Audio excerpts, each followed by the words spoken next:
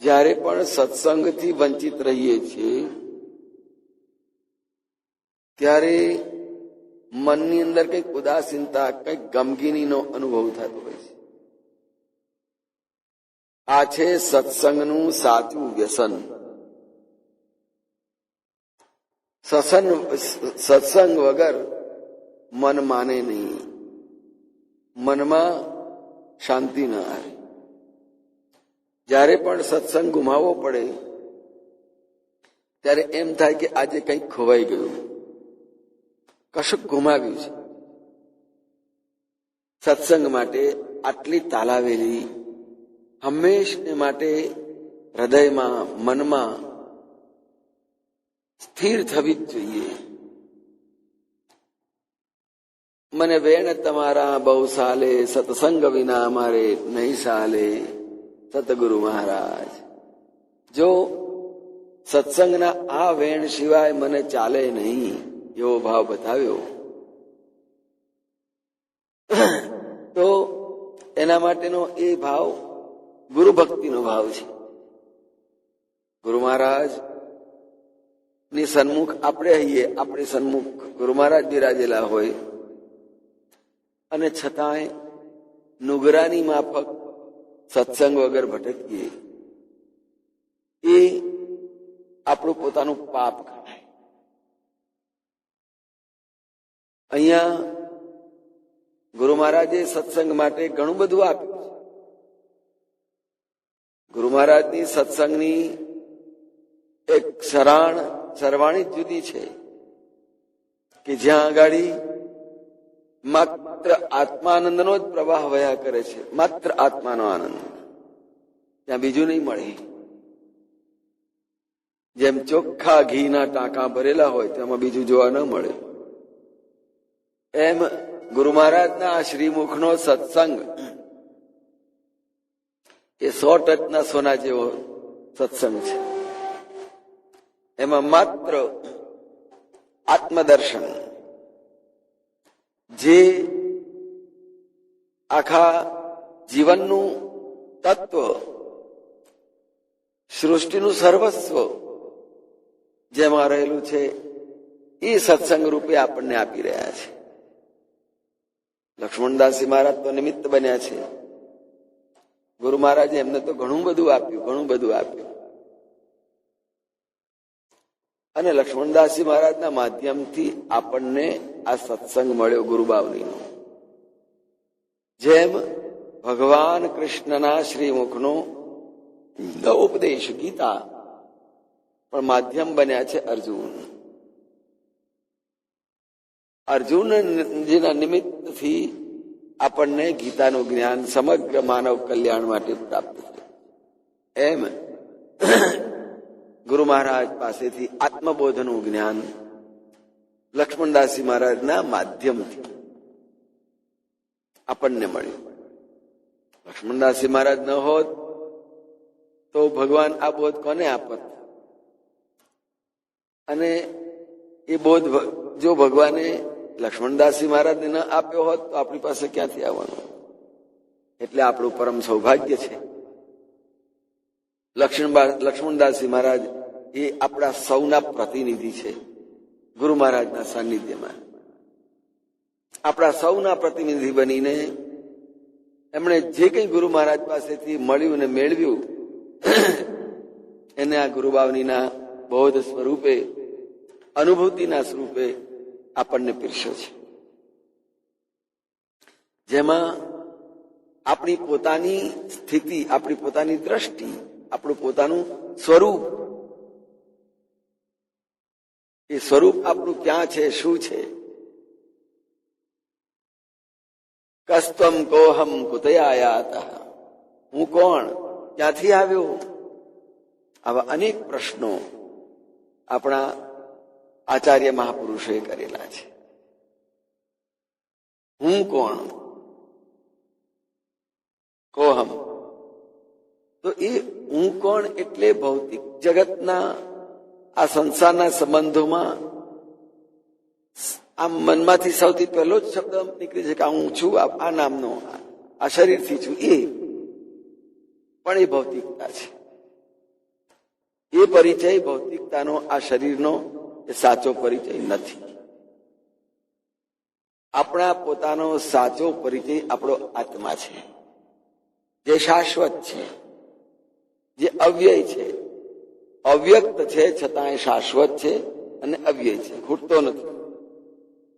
જ્યારે શરીર ક્ષણભંગુર છે, મરણધર્મા છે, સતત વપરાતું હોય છે, એટલે અવ્યય નથી, વ્યય થયા જ કરતો હોય છે. તો જ્યારે આવી સ્થિતિ ને આપણે આપણા પરિચય તરીકે સામે મૂકીએ, તે આપણી મોટી ભૂલ છે, અપરાધ. આ શરીર તું નથી, શરીરની ઇન્દ્રિયો, મન એ પણ તું નથી. તું સ્વયં શાશ્વત અને પૂર્ણ એવો આત્મા છું. તો આપ ભયાની વાત જે છે, લક્ષ્મણદાસજી મહારાજે ગુરુ મહારાજ પાસેથી જે કઈ જ્ઞાન, ઉપદેશ, સત્સંગ મેળવ્યો, એના ઉપરથી પોતે એટલું સમજ્યા કે આપ ભયા, હું થયો, હું શું થયો? ગુરુ મહારાજનો શિષ્ય થયો. કંઈક તો થવું પડશે. અને ગુરુ મહારાજના થયા પછીથી પોતાના આત્મીય સમજીને કંઈક આપણને આપશે. આપણે મહારાજને પ્રાર્થના કરીએ, મહારાજના સંતોએ પણ ગાયું છે, સતગુરુ મહારાજ પ્રેમ સ્નેહની વાતો અમને કહીએ, ઘણી દયા કરી આત્મ સુખ આપો તો મનમાં લઈએ. તમે આત્મ સુખ લીધું જાણી, બધી વર્તીઓ હાથમાં આણી, ત્યારે મહાપદમાં રહ્યા માણી. સતગુરુ મહારાજ પ્રેમ સ્નેહની વાતો અમને કહી. ગુરુ મહારાજ આપ અમારા છો અને અમે આપના જ છીએ. બીજે કોની પાસે જઈએ ને કોને પૂછીએ ને કોને કહીએ? અમારું સર્વસ્વ આપ છો. ઘરમાં નાના બાળકોનું સર્વસ્વ એના માતા પિતા કે ઘરમાં દાદા દાદી હોય, તો બાળકો એમ કે એક વાર્તા કોને, તો એ વાર્તા વડે પ્રેમથી વાર્તાઓ કહેવાતી હોય અને એના વડે સંસ્કારનું સિંચન થતું હોય. એ જે સંસ્કારનું સિંચન થાય એમાંથી બાળકો શાણા બને, ભક્તિવાન બને, સજ્જન. તો એ વાતો સાંભળીને બાળકો સંસ્કારી બને. એમ શિષ્યો પણ સદગુરુ મહારાજને શરણે જઈને કહે કે પ્રેમ સ્નેહની વાતો અમને કહીએ. કઈક આવી વાતો કોને? હે જય મહારાજ, કઈક વાત તો કરો, સાંભળવા બેઠા છે. એ વાતો તો પ્રેમની વાતો, કઈક કઈક પ્રસંગો હોય, શાસ્ત્ર ગ્રંથોના હોય, જીવનના હોય, અનુભવના હોય, અનુભૂતિઓના હોય, વ્યવહારની એ બધી વાતો કે જય મહારાજ. પણ સાંભળીશું, પ્રેમથી સાંભળીશું. પણ આત્મ સુખ આપો તો મનમાં લઈએ. બીજી સત્સંગની વાતો તો સાંભળીશું, પણ આત્મદર્શન કરાવો તો અમે બધું જ ધારણ કરી રાખીશું. આપની પાસેથી મેળવેલું અમે બીજે ક્યાંય નહીં જવા દઈએ. આમ પ્રેમથી માગણી કરી છે, સત્સંગની માગણી કરી. પ્રેમ સ્નેહની વાતો અમને કંઈક તો કહો. બેઠા છીએ, સ્વાભાવિક છે કે આત્મીયતા હોય ને તો જ કહેવાય કંઈક તો વાત કરો, કંઈક તો કહો. શું એમને ખાલી બેઠા છે? તો ગુરુ મહારાજને પણ શિષ્યો એમ કે એક આનંદની, પ્રેમની, સત્સંગની કંઈક વાતો તો કરો. અને જો ખૂબ દયા કરીને જો આત્મસુખ આપશો ને, આત્મસુખના સત્સંગની વાતો કરશો ને, તો બસ અમે એને પકડી લઈશું. આત્મ સુખ આપો તો મનમાં લઈ એની ગણતરીમાં લઈ લઈશું. તો આવી લાડ વાત્સલ્યની વાતો હોય સત્સંગીઓ અને સંતો વચ્ચે, ગુરુ શિષ્ય વચ્ચે કેવો આનંદ આવે. અને પાછું કે તમારી પાસે આત્મસુખ તો છે જ, તમે આત્મ સુખ લીધું જાણી. આપની પાસે આત્મસુખ તો છે જ, તમે મહાપદ માં રહ્યા માણી, અને એને લીધે તમે આત્મસ્થિતિની અંદર કાયમને રીતે તમે તો એને માણ્યા જ કરો છો. તેમાંથી અમને ચપટી તો કંઈક આપો, વધારે નથી. આમ લક્ષ્મણદાસજી મહારાજે ગુરુ મહારાજ પાસેથી જે કંઈ સત્સંગના સ્વરૂપે મેળવ્યું એ બધામાં પ્રેમ છે, આનંદ છે, અને એથી આગળ આત્માનુભૂતિ છે. અને આત્માનુભૂતિના શબ્દોમાં કહ્યું આપ ભયા. હું થયો, હું શું થયો એ બાપજી આપનો થયો. એટલે સ્વજન થયા, આત્મીય બન્યા. અને આત્મીય થયા પછીથી તો સ્વાભાવિક છે કે જીવનની જે કઈ નાની મોટી વસ્તુ જોઈતી હોય તો છોકરા કોને કે પેન્સિલ જોઈએ છે, કે ચંપલ જોઈએ છે, કપડાં જોઈએ છે, કે જરૂરિયાતની વસ્તુ લાવવી છે, બાપને જ કહેવાય. તો અમે છોકરા તરીકે આપ બાપને અમે કહીએ કઈક તો જે કઈ જરૂરિયાત હોય તો માગીએ જ ને, બીજા કોની પાસે જવાય. તો પ્રેમ સ્નેહની વાતો આવી, આવો એક નાતો છે, અને એમાં પ્રેમના સંબંધોની વાતો કરો. આ બધું તો ઘણી વાતો કરીશું આનંદથી, પણ જો ખૂબ ખૂબ આપ દયા કરો ને, ઘણી દયા કરી. શું માંગ્યું? આત્મ સુખ આપો.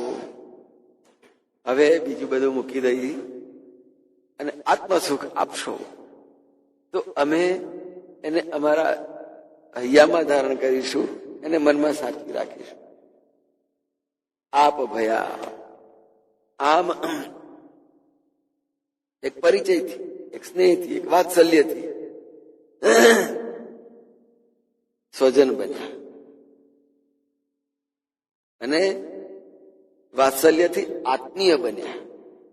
તો આત્મીય થયા પછીથી એટલું જ કહેવાય કે હવે હું જય મહારાજનો આત્મીય થયો. એટલે મારી બધી સંભાળ કોને લેવાની? મહારાજની લેવાની. ગાયું તમે માતા પિતા મે સ્વજન કુલ કુટુંબં જ બંધુસ્ત્વમેવ. આ તો આપણો નાતો થયો, એ નાતો. અને પછી કહીએ ક્લેશ હંતાસી ભોત્વમ. અમારા ક્લેશો તમે દૂર કરજો. હવે બાળકના ક્લેશ દૂર કોણ કરે? રડતું હોય તો છાનું કોણ રાખે? મા બાપ જ રાખે. તો મા બાપ તરીકે આપે અમારો સ્વીકાર કરી લીધો છે, તો અમારા ક્લેશો દૂર કરવાની આપની છે જવાબદારી. પણ એ કયા ક્લેશો? આ સાંસારિક ભૌતિક નહીં. ક્લેશો જે ક્રામ, ક્રોધ, લોભ, મોહ, મદ, મત્સર જે છે ને, એ ક્લેશો જે સતાવ્યા કરતા હોય છે, એમાંથી અમારી રક્ષા કરે. ક્લેશ હંતાસી ભોત્વમ. આપ તો ક્લેશોને હણી નાખવા વાળા છો. જીવતા નહીં રાખવાના, દયા નહીં ખાવાની. અમારી ઉપર જે વિકૃતિઓના જે ક્લેશ છે એ બધાને આપ કાઢી જ નાખો છો, ઉખેડી જ નાખો. તો આ સંબંધની અંદર ખૂબ સરસ રીતે નિશ્ચિંત થવાનો, સુખી થવાનો આ એક જ માર્ગ, માત્ર શરણાગતિ. અને શરણાગતિમાં એમ કે આપ ભયા, કે મહારાજ અમે આપના છીએ. તવાસ્મી, તવાસ્મી, અમે આપના જ છીએ, આપના જ છીએ. તો જ્યારે આપણે મહારાજ ના થઈએ, આપણે આપણા પોતાના આત્મા ના થઈએ, આપણા સ્વસ્વરૂપનો આપણને પરિચય મળી જાય. દુનિયાનો બધો પરિચય છે, ઘણા બધાને ઓળખીએ છીએ, ઘણા બધાના ફોન નંબરો આપણી પાસે છે, પણ આપણા પોતાનો ફોન નંબર, આપણો પોતાનો પરિચય આપણી પાસે નથી. બને ઘણી વાર એવું, બધે ફોન કરતો હોય પણ પોતાનો ફોન નંબર ભૂલી ગયો હોય. સાચી વાત ને? પોતાનો ફોન નંબર ભૂલી ગયો હોય. એમ માણસ જગતના બધા સંબંધો રાખે પણ આત્મા સાથેનો સંબંધ ભૂલી જાય. ફોન રાખતો હોય, ફોનમાં ઘણા બધા નંબર હોય, પણ ફોનમાં પોતાનો નંબર હોય જ નહીં. અને ક્યારેક કેટલા સમય પહેલા કાઢ્યું હોય, મારો ફોન નંબર કયો છે ભૂલી ગયો હોય. એમ આત્મા પણ વિસ્મૃત થઈ જતો હોય છે. તે આત્મા વિસ્મૃતિ ન થાય એના માટે કહ્યું કે આપ ભયા, એટલે પોતાના ફોનની અંદર જ પોતાનો નંબર સૌથી પહેલો લખી રાખજો, તો ખબર પડે કે મારો કોઈ દિવસ ભૂલી ગયા તો જોઈ લેવા દો મારો નંબર કયો છે. હા, આપણે અનુભવની વાત કહીએ છીએ કે આપણા નંબર જ આપણને ખબર ના હોય. તો આત્મ સ્વરૂપની વિસ્મૃતિ એ આનું નામ છે. વ્યવહારની અંદર જો આપણે આપણી જાતને સમજી શકતા હોઈએ ને, તો અધ્યાત્મની અંદર પણ આપણને આપણી જાત સમજતા વાર નહીં લાગે, અંદર તરત ઉતરી જવાશે. તો આપ ભયાનો અર્થ છે સૌથી પહેલા આપણો કોન્ટેક્ટ આપણી સાથે, આપણી પાસે આપણો પોતાનો હોવો જોઈએ. અને કયો? આત્માનો. ગુરુ મહારાજે એ સંપર્ક કરી આપ્યો અને કહ્યું, જો હવે તું કોણ? આપ ભાઈ. હું થયો. આપ અલગી થઈ, હે અલખ ને નિરખવા, આંખ ઉલટી ભઈ, આંખ ઉલટી ભઈ, અનુભવી હોય તો અર્થ જાણે. બસ અંતર્મુખતા આવી જાય. ઉલટી એટલે અંદરની બાજુની દ્રષ્ટિ જોઈ, જે આપણી બાહ્ય દ્રષ્ટિ છે. બહારનું આપણે બધું જ જોઈ શકીએ છીએ, બધું અનુભવી શકીએ છીએ, બધું સાંભળી શકીએ છીએ, પણ આ આંખ અંદરનું કશું નથી જોઈ શકતી, આ જીભ અંદરનું કશું નથી બોલી શકતી, કાન અંદરનું કશું નથી સાંભળી શકતા. એટલે પરાંચી મુખાની ઇન્દ્રિયાણી એમ ઉપનિષદે કહ્યું. આ ઇન્દ્રિય તો અવળા મુખની છે, મોઢું ફેરવીને બેસી. આત્માથી માણસ ઘરમાં મોઢા ફેરવીને બેસે શું થાય? 36 જેવું થઈ જાય ને, તગડો આમ ને છગડો. પણ 63 જેવા થઈને રહેતો દેવ જોડે છે. તો માણસની જે વિમુખતા, પોતે જ પોતાનાથી અવળું મોડું ફેરવીને બેસે, એટલે પોતે તો દેખાય જ નહીં કે હું કોણ છું. એટલે આત્માની અનુભૂતિ એને કારણે થતી નથી. જો ગુરુ મહારાજના સાનિધ્યમાં શરણે જાય, ગુરુ સંત રામ શરણે જાતા સુખકારી રે, મન બુદ્ધિ નિર્મળ થાય હું બલિહારી. આમ સદગુરુને શરણે જવું જોઈએ, સદગુરુના સન્મુખ થવું જોઈએ. ચાલો, સદગુરુ સન્મુખ થઈ આવ્યા રે, અધિકારી મન ભાવ્યા રે. સન્મુખ આવે છતાં અધિકાર ના હોય, એટલી પાત્રતા ન હોય તો પણ સદગુરુને પામી શકતો નથી. તો ગુરુ મહારાજને શરણે જવું, ગુરુ મહારાજ આપણને સ્વીકારે અને ત્યાર પછીથી પૂરો પરિચય થાય ને ત્યારે થાય કે આપ ભયા, હવે હું મહારાજનો થયો, જય મહારાજનો થયો, હું ઠાકોરજીનો હવે થયો. ખૂબ સેવા કરે પ્રેમથી, વાત્સલ્યથી, અને એમાં ઓતપ્રોતતા આવી જાય. લક્ષ્મણદાસજી મહારાજને ગુરુ મહારાજ સાથે સેવાના ભાવમાં અને સેવાની વૃત્તિમાં એટલી બધી ઓતપ્રોતતા થઈ ગઈ, એટલી બધી ઓતપ્રોતતા થઈ ગઈ કે કયા સમયે જય મહારાજને કઈ વસ્તુની આવશ્યકતા પડવાની છે, જરૂરિયાત, એ સૌથી પહેલી તૈયાર હોય. સેવાની આવી તત્પરતા, કઈ ઘડીએ શું માગશે એ અભ્યાસથી પૂરેપૂરી ખબર હોય. તો ગુરુ મહારાજની સાથેની ઓતપ્રોતતા થઈ જાય. આપણને ખબર વર્ષો પહેલા જાનકીદાસ મહારાજની એ સવારે આટલો મોરિયો કે ફળ લઈ લે પછી લીંબુનું શરબત પીતા. ઉંમર નાની પણ શરબત બનાવી અને લઈ જઈને ઉભા રહીને થઈ ગયા કે તને કઈથી ખબર પડી? આ સમય રોજ જેમ લે છે એટલે લઈને આવ્યો. લીંબુનું શરબત લઈ લીધું પહેલી વાર. એટલે સેવાની અંદર પણ એટલી એકાગ્રતા હોવી જોઈએ કે કયે ઘડીએ શું જોઈએ છે અને કેટલું જોઈએ છે, કેવું જોઈએ છે, એ બધું જ એની પાસે હોય અને એ સેવામાં પહોંચાડી દે. એનું નામ છે આપ ભયા. જબ આપ પોતે જ પોતાના થઈ ગયા. હવે જરૂરિયાતની દરેક બાબત મનોમન ખબર પડી જાય. અહીં સમય થાય એટલે ઘડિયાળમાં જોઈએ ને એટલે લઈને આવું, ઉભો રે એકલો. આ છે સહજ અવસ્થા અને એ ઉત્તમા સહજા અવસ્થા. સંબંધોની અંદર પણ સાહજિકતા હોય એ ઉત્તમમાં ઉત્તમ અવસ્થા કહેવાય સંબંધની. પછીથી વ્યવહારની હોય, પરાણની હોય ને નામનની હોય.